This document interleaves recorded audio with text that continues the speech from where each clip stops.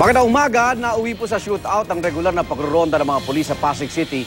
Tinutukoy pa ang pagkakilanlan ng dalawang lalaking napatay sa engkwentro. May live report si Jay Sabat. Jay? Igan, kinikilala pa ng Pasig PNP ang isa sa dalawang suspect na naka-enkwentro ng motorcycle unit ng Pasig PNP kaninang madaling araw. Palaisipan pa raw kasi bakit biglang namaril ang dalawang napatay na lalaki. Regular patrolling daw ng Pasig Police ng pagdating sa Dr. Pilapil Street sa may barangay San Miguel. Huminto ang isang tricycle habang tumakbo naman ang driver nito. Ang naiwang backride, tinutukan agad ang isang pulis. Ang nasakay sa loob, bumaba at pinutukan ng isang pulis na tinamaan sa likod. Na mabuti na lamang naka-bulletproof vest. Doon na nakapagbarilan hanggang mapatay ang dalawang suspect at maaresto ang ang dalawang nakipagbarilan. Ang mga napagbarilang pulis ay sina PO3 Romeo De Humo. Tinamaan siya sa likod ng vest na may malaking hematoma sa kaliwang bahagi ng likuran niya. Si PO3 Alan Caponga ang unang pinutukan ng mga suspect at PO2 Gilbis Balautain.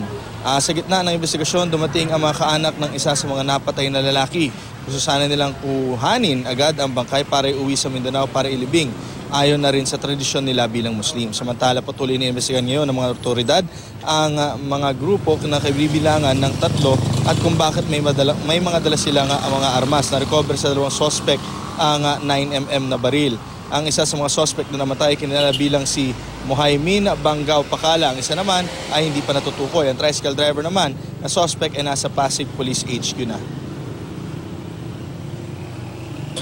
Hindi ko kilala sa pangalan niyo pero naisasakay ko nga yun pero hindi araw-araw. Siyempre, nagulat ako, may nilabas na baril eh. Oo.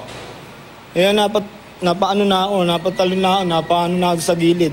Coincident lang ang nangyari, no? Chance pa lang, ongoing pa yung verification dahil medyo hindi pa natin hindi na-identify yung mga pangalan ng mga tao kung sino man sila.